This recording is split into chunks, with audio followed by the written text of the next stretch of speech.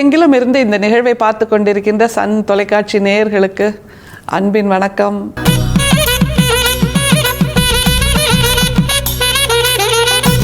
வள்ளல் பெருமான் ஒரு கல்வியை பற்றி பேசுகிறார்.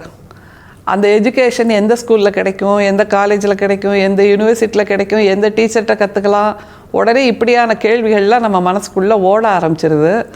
ஆனால் இதையெல்லாம் கற்றுக்கொள்வதற்கு நாம் வேறு எங்கும் தேடி போகவே வேண்டாம். வள்ளல் பெருமான், வள்ளலார் என்கின்ற மிகப்பெரிய பல்கலைக்கழகம், மிகப்பெரிய பிரபஞ்சம், மிகப்பெரிய பூமி, வள்ளல் பிரான் என்கின்ற வானம், வள்ளல் பிரான் என்கின்ற கடல் நமக்காக காத்து கொண்டிருக்கிறார்.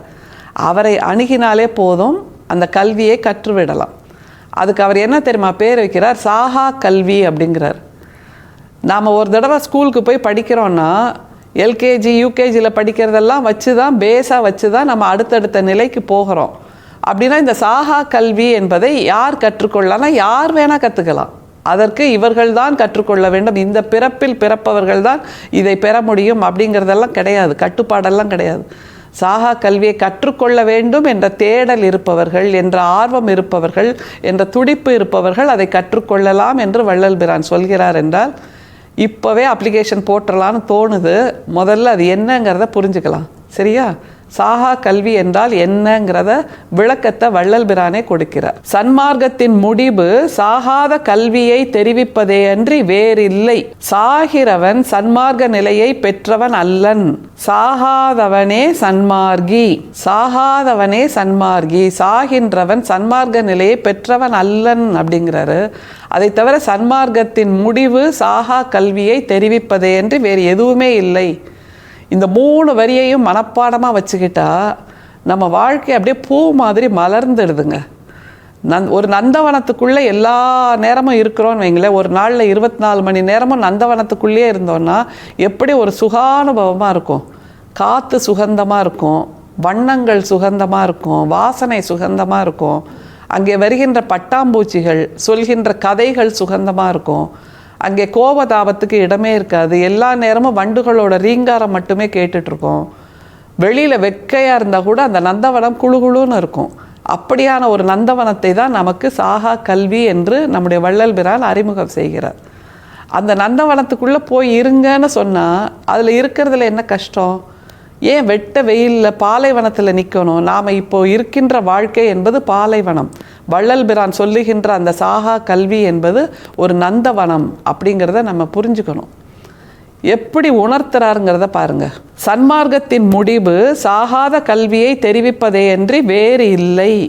என்னது இது அர்த்தம்னு கொஞ்சம் குழம்புதில்லை? சன்மார்க்கத்தின் முடிவு சாகாத கல்வியை தெரிவிப்பதே அன்றி வேறு எதுவுமே இல்லை அப்படிங்கிறார். சன்மார்க்கம்னா என்ன? அதை நிறைய முறை வள்ளல் பிரான் நமக்கு சொல்லியிருக்கிறார். சன்மார்க்கம் என்பது வேறு ஒன்றுமே இல்லை, ஜீவகாருண்யம் தான் சன்மார்க்கம். சன்மார்க்கம் என்பது எல்லாவற்றையும் கடந்த நிலை. அதில் பிரிவினைகள் கிடையாது, அடையாளங்கள் கிடையாது, வெளிப்புற அடையாளங்கள் கிடையாது. வெளிப்புற அடையாளங்களை சுமப்பவர்கள் தான் சன்மார்க்கிகளாக ஆக முடியும் என்கின்ற கட்டுப்பாடும் கிடையாது. வடலூர் ஞான சபைக்கு சென்று பார்த்தால் யார் வேண்டுமானாலும் செல்லலாம், யார் வேண்டுமானாலும் வழிபாடு செய்யலாம், யார் வேண்டுமானாலும் வழிபாட்டை ஏற்படுத்தியும் கொடுக்கலாம், யார் வேண்டுமானாலும் அங்கே இருக்கின்ற சடங்குகளை மேற்கொள்ளலாம் என்றால் எப்படிப்பட்ட ஒரு விடுதலையை, ஆன்ம விடுதலையை, ஆன்மீக விடுதலையை நமக்கு வள்ளல் பிரான் பெற்றுக் கொடுத்திருக்கிறார். அதுதான் சன்மார்க்கம். அதை விட்டுட்டு ஆகம மார்க்கத்திலேயே நாம் நம்மை பிணைத்து கொள்கிறோம், சிக்க வைத்து கொள்கிறோம். அந்த ஆகம மார்க்கம் என்கின்ற சூழலிலேயே நாம் விழுந்து கிடக்க விரும்புகிறோம்.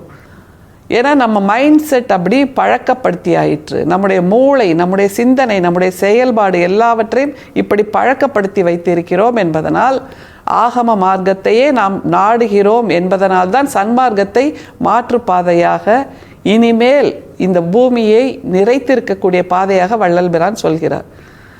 அப்போ சன்மார்க்கம் என்பது ஜீவகாருண்யம். நினைச்சு பாருங்க, ஜீவகாருண்யம் முடிவுறுகின்ற ஒரு நாள் இதுதான் அப்படின்னு என்னைக்காவது இருக்க முடியுமா? கருணை முடிவுறுகின்ற ஒரு நாள், அன்பு செய்வது முடிவுறுகின்ற ஒரு நாள், நேசம் செய்வது முடிவுறுகின்ற ஒரு நாள்னு ஏதாவது ஒரு நாள் இருக்க முடியுமா? காலகாலமாக இந்த பூமி இருக்கின்ற நாள் வரைக்கும் அன்பு, நேசம், பாசம், காருண்யம், இரக்கம் எல்லாம் இருக்கணுமே. இருந்தால்தானே மனித பிறப்பின் தொடர்ச்சியாக இருக்க முடியும். அதைத்தான் வள்ளல் பிரான் சொல்கிறார். மனித பிறப்பு மட்டுமல்ல, செடி கொடிகள், விலங்குகள், உயிரினங்கள் எல்லாவற்றுக்கும் இந்த ஜீவகாருண்யத்தின் தொடர்ச்சி தேவையாக இருக்கிறது. அடுத்த வரியை பாருங்க. சாகிறவன் சன்மார்க்க நிலையை பெற்றவன் அல்லன், சாகாதவனே சன்மார்க்கி. நாம எல்லாருமே கூட தினம் தினம் இந்த இறப்பு நிலையை அனுபவிக்கிறோம். அப்படியா? அதிர்ச்சியா இருக்குல்ல? எப்படின்னா, இதை கொஞ்சம் யோசிச்சு பாருங்க.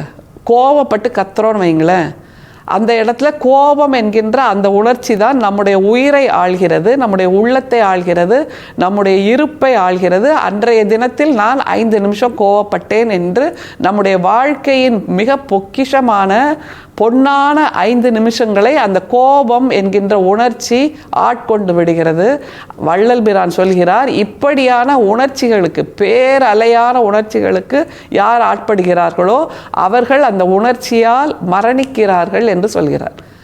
அப்போ சாகாதவனே சன்மார்க்கி என்று சொல்வதன் அர்த்தம் இதுதான். யார் ஒருவர் மனசில் இப்படியான அழுத்தமான உணர்ச்சிகள், எழுச்சியான உணர்ச்சிகள், கோபதாபம், ரௌத்திரம், ஆத்திரம், பொறாமை, இந்த மாதிரியான உணர்ச்சிகளுக்கு இடம் கொடுக்காமல் எல்லாரும் நல்லா இருக்கட்டும், நாம் எல்லாரும் நல்லா இருப்போம், எந்த விதமான கோபதாபங்களும் இல்லாமல் மன்னிப்பின் உணர்ச்சியோடு மட்டுமே வாழ்கின்றவர்கள் தான் சன்மார்க்கிகள். அப்போ மன்னிக்க கற்றுக்கொண்டு விட்டால் அந்த கோபம் நம்மை அழுத்தாது, கோபம் நம்மை தாக்காது. அப்போ நாம் எல்லா நேரமும் உயிர்ப்போடு இருப்போம், உயிரோடு இருப்போம். அவ்வளோதான். மிக அதீதமான உணர்ச்சிகளுக்கு நாம் ஆட்படுகிறோம் என்றால் அந்த நேரத்தில் நம்முடைய இருப்பு இறந்து விடுகிறது, நம்முடைய உயிர் அங்கே துடித்து போகிறது. நாமளே நிறைய தடவை சொல்லியிருக்கோம்ல, எனக்கு என்னன்னு தெரியலிங்க, அந்த நேரத்தில் கோவப்பட்டேன்னா நான் நானாவே இல்லை அப்படின்னு ஒரு வார்த்தை இயல்பாக எல்லாரும் சொல்லுவோம். நானாவே இல்லை அப்படின்னா என்ன அர்த்தம்? நான் அந்த நேரத்தில் நானாக இல்லை, நான் மறைந்து போய்விட்டேன், நான் இல்லாமல் போய்விட்டேன், நான் மரணித்து போய்விட்டேன், நான் மறந்து போய்விட்டேன், நான் இல்லாமல் ஆகிவிட்டேன் என்றால் எல்லாமாக இருக்கக்கூடிய உயிருக்கு நாம் ஒரு துன்பத்தை கொடுத்திருக்கிறோம். அந்த துன்பத்தை கொடுக்காமல் நிதானமாக எல்லா நேரமும் அன்பின் வயப்பட்டு, எல்லா நேரமும் அழுத்தங்களிலிருந்து விடுபட்டு யாரால் வாழ முடிகிறதோ அவர்கள்தான் சன்மார்க்கிகள். அப்படியானால் அவர்கள் தாங்கள் வாழ்கின்ற வாழ்க்கையின் நீளத்தை முழுமையாக வாழ்வார்கள். நம்ம வருஷக்கணக்கில் சொல்கிறோம் வள்ளல் பிரான் 51 ஆண்டுகள் தான் வாழ்ந்திருந்தார் அப்படின்னு. இல்லை, அவர் 51 யுகங்களை கடந்து, 51 கால நிலைகளை கடந்து என்றென்றும் நிறைவாக நிறைந்திருக்கக்கூடியவர். காரணம், அவர் சன்மார்க்கியாக வாழ்ந்திருந்தார். நாமும் நம்மிடம் இருக்கக்கூடிய இந்த அழுக்காறுகளை தவிர்த்து விட்டோமானால் சன்மார்க்கி தான், ஒவ்வொருவரும் சன்மார்க்கி தான். சன்மார்க்கிக்கு ஒரே ஒரு அடையாளம், அதீத உணர்ச்சிகளுக்கு ஆட்படாமல் வாழ்கின்ற ஒவ்வொரு நாளின் 24 மணி நேரத்தையும் அன்பால் மட்டுமே வாழ்ந்தால் அதுதான் நமக்கான சன்மார்க்க நந்தவனம்.